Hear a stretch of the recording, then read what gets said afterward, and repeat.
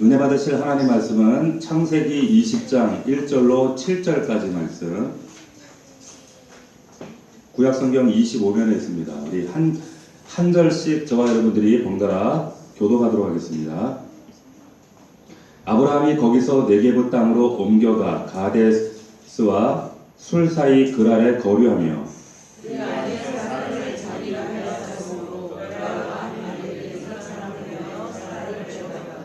그 밤에 하나님이 아비멜렉에게 현몽하시고 그에게 이르시되 내가 데려간 이 여인으로 말미암아 내가 죽으리니 그는 남편이 있는 여자임이라. 아비멜렉이 그 여인을 가까이 하지 아니하였으므로 그가 대답하되 주여 주께서 이루고 있으므로 말하시니까. 그가 나에게 이는 내 누이라고 하지 아니하였나이까. 그 여인도 그는 내 오라비라 하였사오니 나는 온전한 마음과 깨끗한 손으로 이렇게 하였나이다. 하나님이 또 그에게 이르시되 내가 온전한 마음으로 이렇게 하는 줄 알았으므로 너를 막아 내게 범죄하지 아니하게 하였으니 여인에게 가까이 하지 못하게 하니 때문이라. 다같이 이제 그 사람의 아내를 돌려보내라. 그는 선지자라. 그가 너를 위하여 기도하리니 내가 살려니와 내가 돌려보내지 아니하면 너와 내게 속한 자가 다 반드시 죽을 줄 알지니라. 아멘. 죄와 은혜, 이와 같은 제목으로 하나님 말씀 은혜를 나누도록 하겠습니다. 다윗이 인간의 죄상과 부패성을 시편 14편에서 이렇게 이야기를 하고 있습니다. 한번 들어보세요. 어리석은 자는 그 마음에 이르기를 하나님이 없다 하도다. 저희는 부패하고 소행이 가증하여 선을 행하는 자가 없도다. 여호와께서 하늘에서 인생을 굽어 살피사 지각이 있어 하나님을 찾는 자가 있는가 보려 하신즉 다 치우쳤으며 함께 더러운 자 되고 선을 행하는 자가 없으니 하나도 없도다. 자, 이것이 인간의 부패성, 죄성을 말씀하고 있는 다윗의 고백이었습니다. 초대교회에 터툴리안이라고 하는 그 교부가 있었는데 이분이 이런 얘기를 했습니다. 우리 안에, 인간 안에 있는 이 죄성과 부패를 제거하는 것이 뭐냐? 바로 은혜다. 이런 얘기를 했어요. 우리 안에 있는 부패를 제거할 수 있는 방법이 뭐냐? 은혜다. 부패한 인간의 마음, 이 죄성, 아무런 대가 없이 제거해 주시는 것이 바로 하나님의 이 놀라운 신비한 은혜라고 하는 거예요. 여러분들이 잘 알고 있는 그 기독교 작가 가운데 필립 얀시라는 분이 있습니다. 많이 들어보셨죠? 이분이 쓰신 책 가운데 놀라운 하나님의 은혜라고 하는 책이 우리 서재에도 있습니다. 추천했던 도서 중에 하나였어요. 그래서 읽어보신 분들도 계실 거예요. 읽어보신 분? 요때 딱 우리 전사님이 귀를 이렇게 긁으시는데 이거를 읽었다는 뜻일까? 읽어보려고 했다는 뜻일까? 옛날에. 그럼 자신 있게 들어야죠. 여기 그 놀라운 하나님의 은혜 책에 보면 이 과거 영국에서 열렸던 비교 종교학 회의를 소개하는 그런 이야기가 있습니다. 여러 종교를 비교하는 그 학회인데 이때 여러 종교 지도자들이 모인 자리에서 이런 질문이 제기되었어요. 뭐냐면 기독교가 가지고 있는 독특성이 뭐냐라고 하는 거예요. 기독교 신앙이 자랑하는 독특성이 뭐냐? 어떤 사람이 이런 대답을 했습니다. 기독교 신앙의 독특성이라고 하는 것은 인카네이션이다. 뭡니까? 성육신. 하나님이신 창조주가 인간을 위해서, 피조물을 위해서 이 땅에 인간의 옷을 입고 내려왔다 라고 하는 이 성육신 사건이야말로 기독교의 가장 독특한 특징 중 하나가 아니냐. 그런데 어떤 사람이 반론하기를 다른 종교에도 문헌에 찾아보면 이런 일들이 있어요. 신이 인간의 몸을 입고 내려왔다라고 하는 그런 이야기가 다른 종교에도 있습니다. 어떤 사람이 또 이런 얘기를 해요. 기독교의 이 신앙의 독특성은 부활이다. 이런 얘기를 했습니다. 그런데 또 다른 사람들이 반론해요. 그 부활, 죽은 자가 살아나는 거, 물론 부활 교리가 우리 기독교 신앙의 중요한 교림에는 분명한 사실이지만 사실은 다른 종교에도 이 부활 혹은 죽은 자가 사자 환생, 살아서 돌아왔다 이런 이야기들이 적지 않이 등장합니다. 자, 이때 우리가 잘 아는 학자, 여러분들이 아는 나니아 연대기 아시죠? 이 나니아 연대기 영화로도 나왔던 이 책을 쓰신 분이 C.S. 루이스라는 분인데, 이분이 이제 그런 얘기를 했어요. 기독교 신앙의 가장 두드러진 독특성은 뭐냐? 그레이스, 은혜다. 이런 얘기를 했어요. 은혜다. 받을 자격이 없는 저와 여러분을 위해서 그 창조주가 도저히 감당할 수 없는 그 인간에게 은혜라는 것을 주셨다는 거예요. 하나님의 사랑, 하나님의 호의를 주셨다. 자, 이것이 하나님이 우리에게 베푸신 일방적인 은혜의 사건입니다. 가장 두드러진 기독교의 특징 중 하나예요. 자, 오늘 본문에 이 은혜의 사건이 등장하고 있습니다. 믿음의 조상, 우리 믿음의 롤 모델, 우리가 흔히 부르고 있는 그 아브라함, 그 믿음의 조상임에도 불구하고 이 믿음의 조상이 또다시 죄를 범하는 사건이 오늘 본문에 등장하고 있습니다. 놀라운 사실은 아브라함이 이런 반복적인 죄에도 불구하고 하나님께서 또 찾아오셔서 또다시 은혜를 베풀어 주시는 사건이 오늘 본문에 등장하고 있다는 겁니다. 오늘 본문을 통해서 세 가지 아주 중요한 질문을 여러분들에게 제기하려고 합니다. 그게 뭐냐면 첫 번째는 죄가 뭐냐라고 하는 겁니다. 오늘 본문 안에서 등장하는 이 죄의 특징이 뭐냐. 두 번째, 은혜가 뭐냐라고 하는 거예요. 세 번째, 그러면 우리가 이 은혜를 어떻게 입을 수 있는가라고 하는 겁니다. 자, 첫 번째, 죄가 뭐냐? 죄. 우리가 죄를 드리면 뭔가 마음이 무겁잖아요. 오늘 본문에 나타나 있는 이 죄라고 하는 성격, 아브라함의 사건을 통해서 이 죄라는 것을 두 가지 성격으로 오늘 본문에서 말씀하고 있어요. 그게 뭐냐? 아브라함의 죄가 반복적이었다라고 하는 거. 또 하나는 의도적이고 계획적이었다라고 하는 거. 자, 오늘 본문에 나타난 사건이 여러분들 한 번쯤 아는 사건이죠. 어떤 사건입니까? 아브라함이 지금 그랄 지방이라는 곳에 내려갔어요. 그랄 지방은 이스라엘 지도를 보시면 이스라엘 남쪽에 팔레스타인 땅 그 남쪽 애국과의 경계선 그 사이에 사막이 하나 있습니다. 그 사막이 뭐냐? 네게브 사막이에요. 그 네게브 사막이 바로 그랄 땅입니다. 그런데 이 그랄 땅에 내려갔을 때 아브라함이 뭐라고 지금 사건을 만들고 있는가 하면 자기 와이프를 보고 와이프에게 너는 오빠라고 불러. 알았지? 남편이라고 부르지 마. 오빠라고 불러. 마누라라 그러면 안 돼. 이렇게 지금 아내에게 당부를 하고 있는 거예요. 그리고 거기에 도착해서도 사람들에게 내 여동생입니다. 이렇게 거짓말하고 있는 장면이 오늘 본문에 등장하고 있습니다. 그런데 오늘 본문에 나와 있는 이 비슷한 범죄 그 치졸한 이런 사건이 아브라함이 과거에 저지른 적이 있어요, 없어요? 있어요. 과거에도 이런 똑같은 사건이 있었단 말이에요. 언제였죠? 어디서 그런 사건을 범했죠? 애굽에서요. 아브라함의 생애가 시작되어지는 창세기 12장에 보면 그때는 애굽에서 이 사건이 일어났어요. 25년 전입니다. 25년 전에 장소를 달리해서 그랄은 아니지만 애굽에서 지금 그 사건이 똑같은 죄를 그때도 범했어요. 그리고 25년 후에 이 죄가 또 반복이 돼요. 여러분,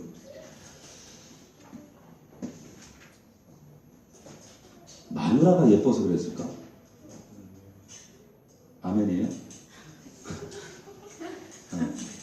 마누라가 너무 예뻐서 예쁜 그 아내를 너무 그 와이프가 이쁘면 별로 이게 복이 안 되는 것 같아. 그렇죠? 예, 항상 축복은 아니다라고 하는 게 오늘 본문에 나와 있는 작은 이야기예요. 그럼 우리는 얼마나 감사, 여기 계신 우리 남편분들은 특히 이쁜 와이프는 없단 말이에요, 그렇지? 근데 그것도 감사해야 돼요. 집에 있는 아내가 너무 예쁘면 걱정되잖아요. 밖에서 일을 제대로 못해요. 자, 그런데 사실 사라가 이 미모 때문에 이런 사건이 발생한 게 아니에요. 그것도 있겠지만 당시 사라 나이가 여러분 몇 살이었는지 아세요? 여러분 90살이었어요. 아무리 사라가 동안 미모였다 그래도 90살 먹은 할머니가 이쁘면 얼마나 이쁘다고 그 아비멜렉이 눈이 해가지고 후궁으로 맞아들이겠어요. 앞뒤가 안 맞는 얘기죠. 왜 그런가 하면 당시의 근동세계의 그 질서는 큰 부족이 있으면 아브라함처럼 큰 부족이 있으면 정략 결혼을 합니다. 그래서 동맹을 맺는 거예요. 그런 차원의 결혼이지 사라 보고 뿅 해가지고 지금 사라를 아내로 맞이한 사건이 아니라는 거예요. 어쨌든 지금 이런 어처구니없는 사건이 지금 진행되고 있어요. 놀라운 사실은 이 반복적인 죄가 계속 자손 대대로 이어지고 있다는 거예요. 자식대에서도 이 사건이 또 등장합니다. 우리가 창세기 26장을 한번 찾아봅시다. 좀 더 가시면 창세기 26장 6절에 누가 등장하는가? 이삭이 등장합니다. 이삭이 누구예요? 아브라함의 아들이죠. 아브라함의 아들입니다. 창세기 26장 6절에 보면 이삭이 어디에 있었다고요? 그랄에 있었어요. 지금 똑같은 자리예요. 똑같은 사건, 똑같은 장소, 똑같은 내용이 그 아들 대해서도 똑같이 반복이 되고 있습니다. 자, 창세기 26장 6절, 7절 우리 한번 찾아서 읽어보겠습니다. 읽습니다. 시작. 이삭이 그랄에 거주하였더니 그곳 사람들이 그의 아내에 대하여 물으매 그가 말하기를 그는 내 누이라 하였으니 리브가는 보기에 아리따움으로 그곳 백성이 리브가로 말미암아 자기를 죽일까 하여 그는 내 아내라 하기를 두려워함이었더라. 자, 아브라함의 아들 이삭이 아버지하고 똑같은 범죄를 반복하고 있어요. 뭘 우리가 알 수 있습니까? 아, 부전자전이구나. 죄는 반복이 돼요. 인간의 죄악상이 이렇게 집요하다는 거예요. 참 쉽게 이 죄가 사라지지 않아요. 이것을 성경이 말씀하고 있다는 겁니다. 예레미야 선지자가 이렇게 말했습니다. 만물보다 거짓되고 심히 부패한 것이 인간의 마음이다. 이렇게 말씀했어요. 아브라함의 죄가 반복적이어서 집요하게 또한 의도적이고 계획적이었습니다. 우리가 읽진 않았지만 13절 말씀해 보면 아브라함이 아비멜렉 앞에서 이제 자신의 이런 실수를 자백하는 장면이 나와요. 우리 13절 말씀 한번 보십시오. 창세기 20장 13절 말씀. 제가 읽겠습니다. 잘 들어보세요. 하나님이 나를 내 아버지의 집을 떠나 두루 다니게 하실 때에 내가 아내에게 말하기를 이후로 우리의 가는 곳마다 그대는 나를 그대의 오라비라 하라. 이것이 그대가 내게 베풀 은혜라 하였었노라. 누구에게 이 얘기를 하고 있어요? 아비멜렉에게. 지금 자백하고 있는 거예요. 자, 해프닝이 아니라 어쩔 수 없는 우연한 사건이 아니라 다분히 의도적이고 계획적이었다라는 것을 아브라함 스스로 지금 고백하고 있는 겁니다. 아브라함만 그럴까요? 아브라함만 그래요? 저와 여러분도 그래요. 우리의 실수도 우리의 죄도 사실은 다분히 의도적이고 계획적입니다. 하나님 앞에 불충한 것, 하나님 앞에 우리가 실수하는 작은 죄들, 그럴 수도 있지 하는 그 모든 실수들이요, 사실은 다분히 의도적이고 계획적이라는 거예요. 여러분 그걸 기억하셔야 됩니다. 그래서 종교개혁자 칼빈이 인간의 이런 죄성에 대해서 뭐라고 얘기하는가? 토탈 디프라비티다. 뭐냐? 전적으로 타락한 것. 도무지 얘는 소생 불가능하다는 거예요. 인간이라고 하는 자체는, 존재 자체가. 이사야 선지자가 그래서 내 머리부터 발바닥까지 나는 성한 것이 없습니다. 죄 때문에 도무지 가능성이 안 보인다는 거예요.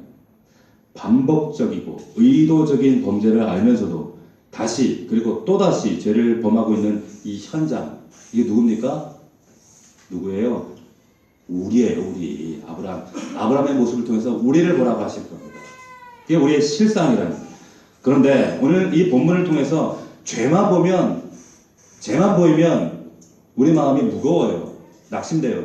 이 본문을 통해서 보여지는 게 뭐냐? 그 깜깜한 어둠 가운데 칠흑 같을 때 여러분 새벽별이 가장 선명하게 보이거든요. 깜깜할 때 별이 더 빛나는 것처럼 이 깜깜한 현장 가운데 은혜가 빛나고 있다는 겁니다. 알면서도 또다시 죄를 범하고 있는 이 아브라함, 이런 사람, 근데 이 아브라함을 하나님께서 어떻게 다루어 가시는가, 어떻게 처세하시는가, 하나님의 놀라운 은혜가 이 다음부터 등장한단 말이에요. 보십시오. 하나님이 어떻게 아브라함을 다루십니까? 첫 번째, 여기 보시면 본문에 직접적으로 나타나 있지는 않지만 맥락을 보실 때 아브라함에게 회개를 요구하고 계세요. 회개를 도와주고 계세요. 자, 여러분, 그 회개도 우리 마음대로 할 수 있는 게 아니더라고요. 내가 한다, 내가 뉘우친다, 내가 돌이키자, 이래서 회개가 되어지는 게 아니더라고요. 제가 목회하면서 많은 사람들, 정말 많은 사람들을 상대하고 상담하고 바라보면서 이런 생각을 합니다. 참 은혜 받지 않으면, 은혜가 그 사람을 다루지 않으면 정말 사람은 회개하지 않아요. 죄를 인정하지 않습니다. 절대, 오히려 죄 얘기하죠. 내가 언제 죄 졌다고 이러십니까? 내가 그래도 얼마나 깨끗한데? 이러면서 막 돈 빌고 싸우려고 그래요. 자신은 죄가 없다고 해요. 죄를 얘기하면 불편해합니다.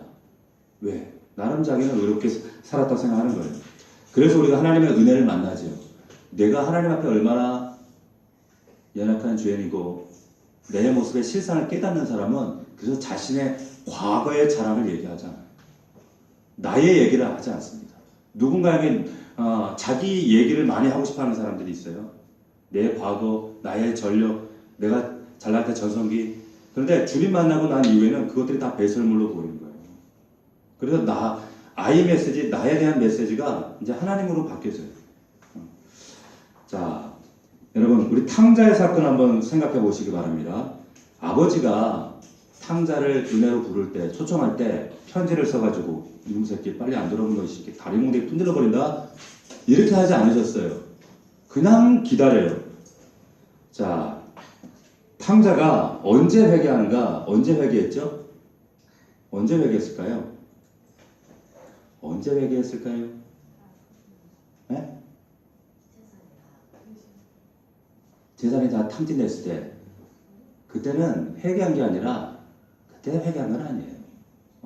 물론 탕자가 모든 것이 다 떨어지고 탕진했을 때 이제 아버지 집에 돌아가자, 차라리 이렇게 돼지우리에서 주워먹고 사느니 아버지 집에 가서 품꾼 하나로 종 하나로 여겨주십시오, 이렇게 사는 게 낫지 않겠는가? 이것은 회개는 아니었어요.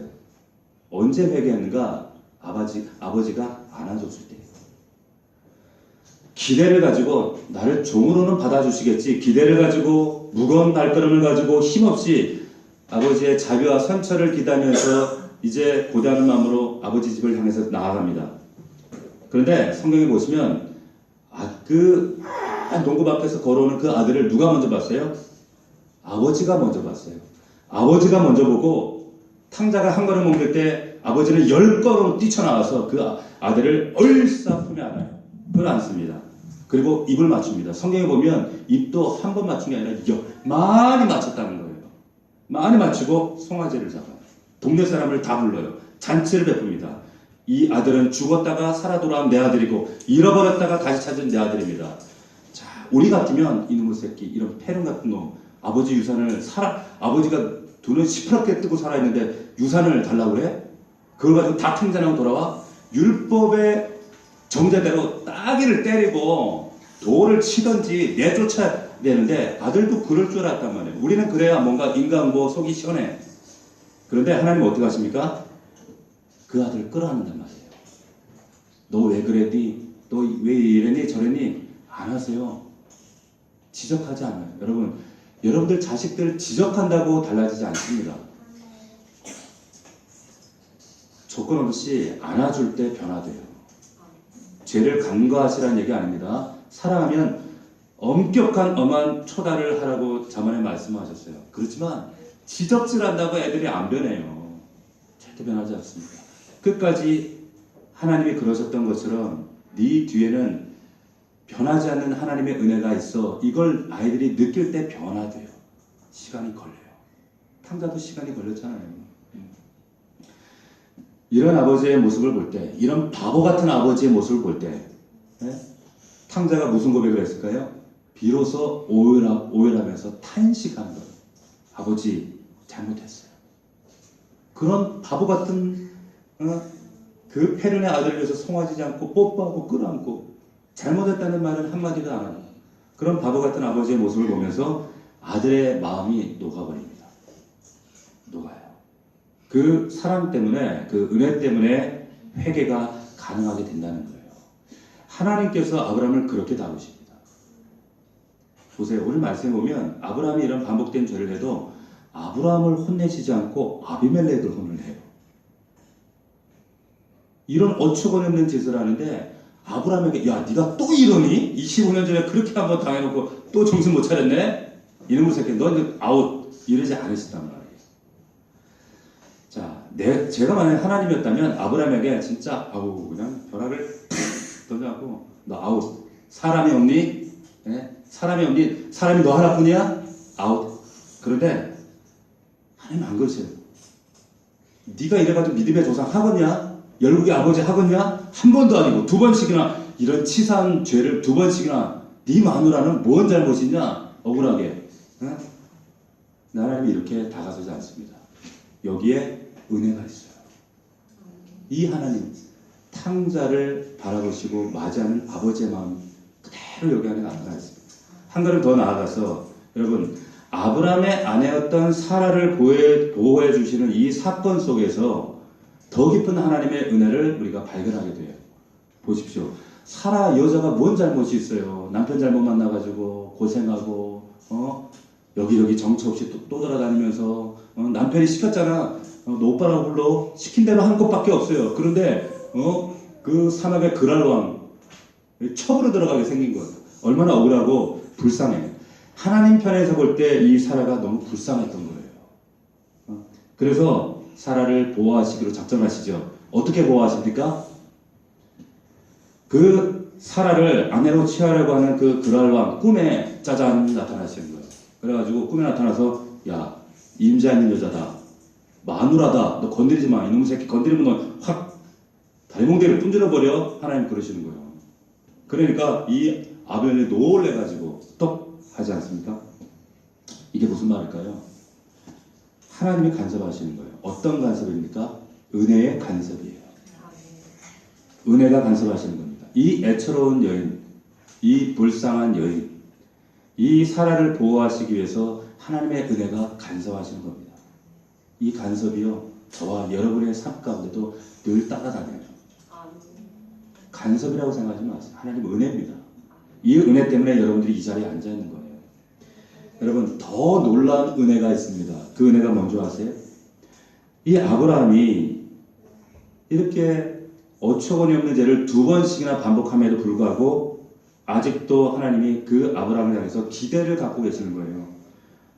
그 하나님이 아브라함의 열국의 아버지 지위를 박탈해버리지 않습니다.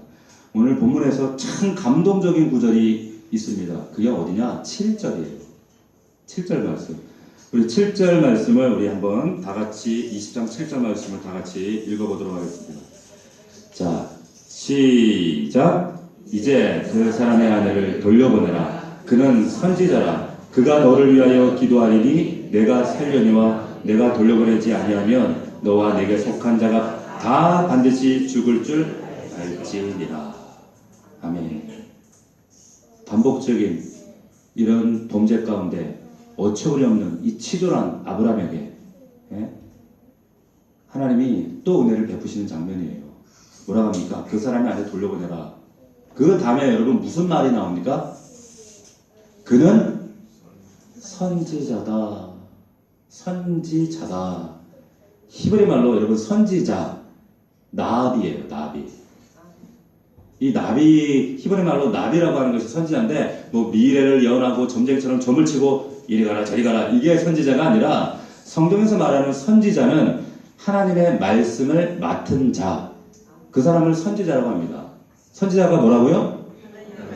하나님의 말씀을 맡은 자예요. 그러면 여기 계신 여러분들은 뭐예요? 선지자예요. 여러분들이 선지자예요. 왜? 우리는 매일 하나님의 말씀을 그 약속의 말씀을 붙잡잖아요. 여러분들이 선지자인 줄로 믿으시기를 축복합니다. 자, 아브라함 보고 선지자라고 말씀하시는 거예요. 아브라함이 무슨 하나님의 말씀을 맡았어요? 어떤 말씀을 맡았습니까? 너의 후손이 하늘의 별처럼 바다의 모래처럼 많아질 거야. 이 말씀을 맡았잖아요. 이 약속의 말씀을 맡은 자가 아브라함이었어요. 그래서 선지자예요. 저 같으면 나 같으면 저는 못 돼가지고 그랬을 것 같아. 네가 선지자야? 너 선지자 아웃. 너 하지마. 사람이 너밖에 없어. 네가 그러고도 믿음의 조상이야? 너 나가. 필요 없어. 너 선지자 끝. 사편에 끝. 나는 이랬을 것 같은데 우리 하나님은 참 마음도 좋으세요. 그런 아브라함을 향해서 선지자야 건드리지 마 말씀하시는 겁니다.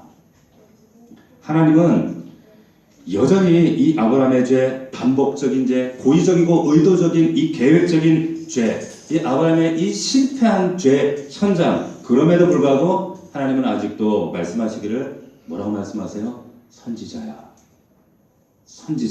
너는 선지자야. 이 말은 내가 너를 향한 기대를 아직도 가지고 있다고. 나는 너 버리지 않는다고. 난 너 포기하지 않는다고 말씀하시는 겁니다. 하나님은 아브라함의 실패 때문에 이 어처구니없는 잘못 때문에 버리지 않습니다. 이게 하나님의 속성이에요. 여러분 감사하셔야 돼요. 저 같은 사람이 하나님이었으면 여러분들은 벌써 지금 아웃이요. 아세요? 근데 우리 하나님은 절대 여러분들을 포기 안 하세요. 그렇게 넘어지고 실수하고 아이고 그냥 말도 지긋지긋하게 안 듣고 그래도 하나님은 너는 선지자야. 나 너 절대 포기하지 않아. 말씀하시는 겁니다. 우리를 향한 하나님의 기대를 거두어드리지 않습니다. 우리가 부끄러워서 우리의 이 죄 때문에, 우리의 실수 때문에, 우리의 자격지심 때문에 하나님이 나 같은 사람 기도도 들으시겠나? 뻔뻔하게 나 같은 사람 하나님 받아주시겠나? 아직도 하나님이 나 같은 사람 써주실까? 이런 계면적인 마음으로 감히 얼굴도 쳐다보지 못하고 받고 눌려가지고 그럴지라도 얼마나 우리 그런 순간들이 많아요. 하나님 앞에.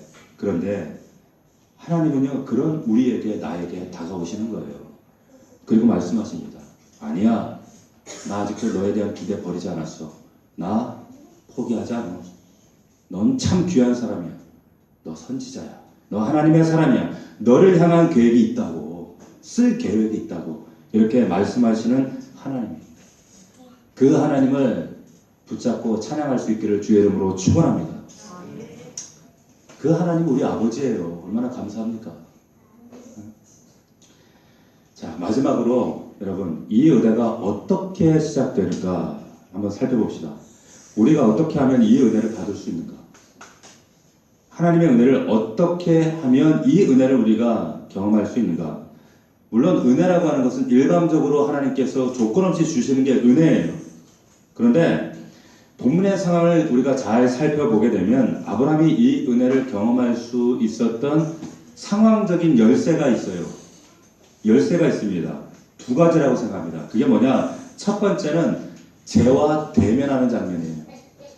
우리가 앞에서 읽었지만 13절 말씀 보면 아브라함이 자기의 죄를 아비멜렉 앞에서 대면하고 있습니다. 인정하고 있었다는 사실이에요. 자, 어떻게 자기 생애 속에서 죄가 시작되었고 이 반복적이고 고의적인 죄가 왜 시작되었는지 솔직하게 드러내놓고 있다는 거예요. 여러분 이게 은혜의 시작이에요. 여러분 잘 기억하셔야 됩니다. 내가 죄가 없는 척, 나는 깨끗한 척, 제가 그런 이야기를 자주 하죠. 목장이라고 하는 것은 서로가 격려자, 위로자가 되어주지만 또 하나는 거룩한 감시자가 되어주는 거예요. 왜 그렇습니까? 못 믿어요. 우리 자신을 하나님 앞에서. 조석으로 바뀌어지는 우리의 모습. 그런데 목장 안에 목원들이 서로 격려하고 붙들어주고 하나님이 너를 이렇게 지지하고 있어 말씀해주고 늘 주목하는 거예요. 이런 일이 이루어지는 곳이 목장입니다. 목장이에요. 그리고 그 목장 안에서 나의 이런 연약함과 권고함과 내 죄가 어떠한지 아브라함보다 더 반복적이고 고의적이고 의도적인 죄 가운데 살아가는 우리의 모습, 내가 이런 사람이야 인정하는 자리가 바로 목장이라는 겁니다. 여러분 병 가운데 참 고쳐지지 않는 그 질병이 하나 있는데 그게 뭐냐면 이 알코올 중독이에요. 중독입니다. 제가 이전에 있던 교회에 좀 잠잠하면 한 1년에 한 그 분기마다 한 번씩 연락이 와요. 여기 있는 강남병원, 어쩔 때는 분당 서울대병원 연락이 와요. 뭐냐, 뭐뭐 누구가 길바닥에 쓰러져가지고 중환자실에 있다고. 왜 그러냐면 술 먹고 알코올 중독자예요. 술 먹고 쓰러져가지고 이제 이게 간성 혼수가 오고 막 이러니까 길바닥에 쓰러져 버리는 거예요. 그럼 막 거품 물고 있고 이러니까 그래서 실어다 놓고 가서 또 권면하고 이러시면 안 된다고. 근데 이 중독이 진짜 안 끊어지더라고. 안 끊어져요. 근데 이분이 나중에 극적으로 기도원 가서 은혜 받고 끊었어요. 끊었습니다. 여기서 아는 분도 있어요, 그분. 그런데 여러분, 이 알코올 중독자, 이 중독이라는 게 얼마나 심각합니까?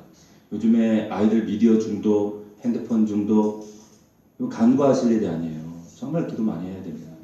이 알코올 중독, 이런 중독자들을 위한 그 아주 효과적인 프로그램이 있는데 그게 뭐냐면 AA 프로그램이라는 게 있어요. 이게 뭐냐면 12단계로 되어 있는데 1대1로 의사가 상담하는 것이 아니라 그룹으로 치료합니다. 반드시 그룹으로 치료를 해요. 그래서 그룹으로 치료하는데 이 치유의 첫 번째 단계가 뭐냐면 여기 여러 종류의 사람들이 모일 거 아니에요. 남녀노소를 불문하고 잘 나가는 사람, 신분이 높은 사람, 낮은 사람, 주부, 아저씨, 사업가, 다양한 사람들이 모이는데 일단 이 프로그램에 오게 되면 처음에 자기를 이렇게 소개를 합니다. 가령 예를 들면 나는 알코올 중독자 박창균입니다. 나는 마약 중독자 박창균입니다. 제가 그렇다는 게 아니라 내가 그렇다는 게 아니라 예를 들었잖아요. 지금 예를 왜 이상한 눈초리를 쳐다봐요. 내가 그렇다는 게 아니라 근데 이게 치료의 시작이라는 거예요. 그러면서 이제 거기 오면 신분이 딱 하나예요. 중독자 누구 있는 그대로 자기의 모습을 대면하게 하고 상태를 바라보게 하고 만장 앞에서 인정하게 하는 거예요. 이게 첫 단계입니다. 근데 12단계까지 나아가요. 자, 안 그런 척, 나는 거룩한 척, 깨끗한 척. 제가 얘기했죠? 교회는 병원이라고. 제가 의사예요. 온전한 치료 의사는 하나님이시지만 저를 하나님 의사로 세우셨어요. 근데 저도 병이 있단 말이에요. 그래서 이것은 치료하는 곳이지 거룩한 사람들이 거룩한 척 하는 곳이 아니라는 거예요. 아유, 집사가 저럴 수 있습니까? 아우, 권사가 저럴 수 있습니까? 그럴 수 있어요. 환자니까. 그럴 수 있단 말이에요. 하나님은 지금 아브라함이 이 아비멜렉 앞에서 죄와 직면하길 원하셨어요. 인정하길 원하셨어요. 그래서 지금 그 사건을, 그 일을 진행하고 있는 겁니다. 자신의 반복적인 이 죄, 의도적이고 계획적인 이 죄가 어떻게 시작되었는지 솔직하게 직면하고 대면하고 고백하게 하시는 거예요. 자, 그 다음에 뭐 하는 줄 아세요? 먼저 인정한 다음에 이제 17절 말씀 보십시오. 20장 17절. 제가 읽습니다. 아브라함이 하나님께 기도하매. 그 다음에 기도해요. 아브라함이 하나님께 기도하매. 아브라함이 자기 마누라가 내 동생이라고 거짓말할 때 기도했을까요? 안 했을까요? 이때는 안 했어요. 여러분, 기도하면서 죄 범하지 않아요. 정말 기도하는 사람들은 여러분 거짓말할 수 없습니다. 범죄하지 않습니다. 우리가 기도를 망각할 때, 하나님의 인재를 놓쳐버릴 때 우리도 이런 죄 속에 빠질 수가 있어요. 죄를 즐기며 살아요. 이게 인간입니다. 아브라함이 다시 기도하죠. 기도하면서 아브라함에게 회복이 시작되는 거예요. 어떤 기도를 드렸을까요? 아브라함이 틀림없이 자신의 연약함을 하나님 앞에 올려드렸을 거예요. 하나님 도와주십시오. 저 참 연약합니다. 내 이기심 때문에 죄 가운데 이렇게 무너질 수밖에 없는 게 바로 접니다. 마누라를 2번씩이나 이렇게 팔아먹은 놈입니다. 그런데 또 반복적으로 죄를 지었습니다. 나 이것밖에 되지 않습니다. 하나님 용서하십시오. 그래서 은혜가 필요합니다. 이 기도하고 있는 거예요. 이 기도의 자리까지 누가 인도하셨어요? 하나님의 은혜가 이렇게 강권하시는 거예요. 아브라함의 생애 속에 비로소 회복이 시작됩니다. 이 회복이 시작돼요. 여러분, 자기의 죄를 대면하고 있는 사람, 직면하고 있는 사람, 인정하는 사람, 정말 하나님의 은혜의 도우심을 받기 위해 주님 앞에 엎드리는 사람에게 이때 하나님의 은혜가 부어지는 줄로 믿으시기를 축원합니다. 이때 은혜가 시작돼요. 이때 시작된다는 거예요. 이때 치유가 시작된다는 거예요. 17절 이하에 하나님이 이제 여기에 대한 응답을 어떻게 하시는 줄 아세요? 다 응답하세요. 아비멜렉도 살려주고 아브라함 가정도 온전하게 보존하시고 보호하신단 말이에요. 이런 역사를 보세요. 이것이 제 가운데 그럼에도 불구하고 역사하시는 하나님의 은혜인 줄로 믿습니다. 여러분, 사복음서를 읽다 보면 예수님이 이 땅에 계실 때 많은 은혜를 주셨잖아요. 근데 가장 드라마틱한 장면 중에 하나가 뭐냐? 가늠하다 붙들려온 여자예요. 사람들이 죽이겠다고. 당시에 여자가, 남자도 아니고 여자가 가늠하다 현장에서 잡혔다. 이거는 돌로 현장에서 죽여도 뭐 사회적으로 전혀 법적으로 문제가 되어지지 않습니다. 당연시되던 그런 사회였습니다. 이 여자 지금 꼼짝없이 지금 죽어야 되는 거예요. 사람들이 다 지금 돌 들고 있어요. 돌 들고 말씀 안 하시면 준비 여기 딱 한번 던지려고 하고 있어요. 그런데 이 상황 속에 개입하신 주님이 뭐라고 말씀하세요? 뭐라고 말씀하시죠? 너희 중에 죄 없는 자가 돌로 쳐라. 한 사람씩 돌을 버려요. 근데 보면 개중에 끝까지 돌 안 버리고 있는 애들이 있단 말이에요. 그렇죠. 주님 말씀하셔도 끝까지 고집해요. 하나님 말씀은. 그러니까 돌멩이 들고 그래도 내가 죽이리라 하는 애들이 있단 말이에요. 예수님이 쫙 째려본단 말이에요. 저놈의 새끼 언제 내려놓나 보자. 쫙 째려보니까 민망해갖고 이제 내려놓는단 말이에요.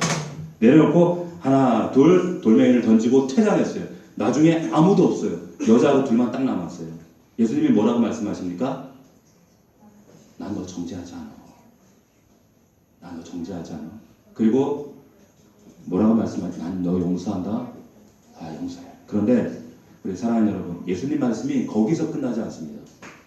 끝나지 않고 그 다음 말씀이 무엇이 있는가, 이 말씀을 여러분들이 주목하셔야 돼요. 나도 너를 정죄하지 않는다. 그 다음에 첨부하신 말씀이 있었죠? 뭐라고 하셨어요? 가서 다시는 죄 짓지 마. 다시는 죄를 짓지 마. 여러분, 이게 두 가지 뜻이 있어요. 당부의 말씀도 있지만 또 하나의 의미는 뭐냐면 죄를 다시 범할 수 있는 가능성을 주님은 아시는 거예요. 우리가 다시 또 범죄할 것을 주님은 또 아시는 거예요. 그 가능성을 보시기 때문에 너 다시는 죄를 범하지 마 말씀하시는 겁니다. 하나님은 우리의 한계를 아세요. 그래서 이 여인뿐만 아니라 이 자리에 있는 저와 여러분들의 반복적인 이 습관적인 고의적인 계획적인 이 악한 치사한 이 죄를 위해서 예수님이 십자가를 지러 가신단 말이에요. 십자가에서 죽으셨어요. 저와 여러분들이 대신 받아야 될 그 진노와 그 저주를 예수 그리스도의 십자가의 피로 덮어버리셨어요. 드라마가 거기서 끝나지 않아요. 그리고 사흘 만에 이기고 부활하셨어요. 그리고 살아나셨어요. 그리고 지금 살아계세요. 그리고 둘은 시퍼렇게 뜨고 여러분 옆에 안에 계세요. 왜 그런 줄 아세요? 여러분들 죄 짓지 말라고 옆에서 격려하시려고, 여러분들 지키시려고. 살아계신 주님이 여러분 안에서 지금 너는 선지자야 말씀하고 계신 겁니다. 믿을 수 있기를 주의 이름으로 축원합니다. 하나님께서 우리 가운데 우리 자신의 반복적이고 습관적인 계획적인 의도한 이 죄의 본성을 가진 우리라는 것 너무 잘 알고 계세요. 이것 때문에 우리가 신앙생활을 후퇴하고 낙심하고 절망하고 하나님 앞에 부끄러워서 얼굴도 못 들고 그런 우리의 모습을 하나님이 다 알고 계시다는 겁니다. 그러나 여러분 걱정하지 마세요. 뻔뻔스러워지시라는 얘기가 아니에요. 우리 하나님의 속성을 절대, 그 하나님의 성품을 절대 망각해서는 안 됩니다. 하나님은 끝까지 여러분들을 지지하고 포기하지 아니하시고 여러분들을 선지자로 기다리시는 하나님이십니다. 믿을 수 있기를 주의 이름으로 축원합니다. 하나님이 도와주십니다. 내가 너를 아직도 사랑하고 너에 대한 기대를 절대 버리지 않는다. 너는 승리한다. 너를 반드시 열국의 아버지로 나는 세워야 말 것이다. 아멘. 이게 하나님의 은혜입니다. 이 은혜가 우리 기독교의 능력이에요. 아멘. 율법의 원리가 아니라 이 은혜의 원리로 우리는 이 자리에 있는 거예요. 그 하나님 아버지가 지금도 여러분들을 붙들고 일어날 수 있도록 하나님께서 역사하신 줄로 믿습니다. 그 하나님을 믿음으로 붙들고 승리하는 저와 여러분들 되기를 주의 이름으로 축원합니다. 우리가 아까 앞에서 불렀던 찬양이 있어요. 주 은혜임을.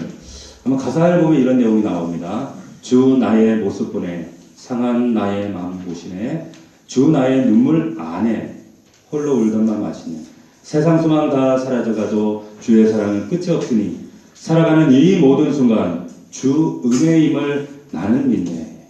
우리 이 찬양을 믿음으로 우리가 선포합시다. 고백드립시다. 은혜로 우리가 이 자리에 있습니다. 우리 가사를 고백하면서 우리 또 결단하며 기도하도록 하겠습니다. 주 나의 모습 보내 함께 찬양합니다.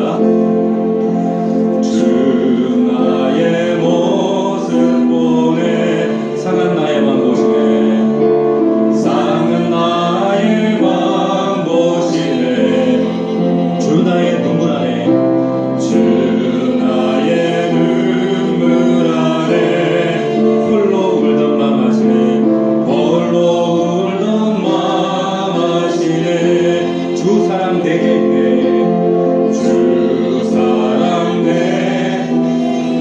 그 사랑이 날 채우네 그 사랑이 날 채우네 주의 내게 있습니다 주의 내게 있네 그대로 날 세우네 그대로 날 세우네 세상 소망 다 사라져가도 세상 소망 다 사라져 믿음으로 선포하십시오 주의 사랑은 끝이 없으니